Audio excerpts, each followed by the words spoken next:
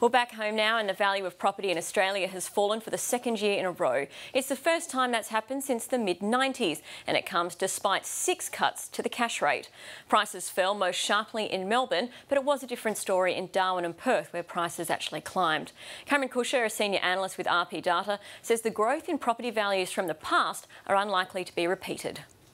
I think over the last 15-20 years, people have become very accustomed to property prices accelerating quite rapidly over a short period of time. But traditionally, housing was always one of those markets you went into and you saw slow and steady growth over a long period of time. And a good example is Perth back in 2006. On an annual basis, values increased at 42.7% at one period of time, and clearly that's not sustainable. And I think moving forward, what we're saying is that home values are probably likely to increase in line with incomes. So that's probably anywhere from 2 to 5%, depending on what the year is like.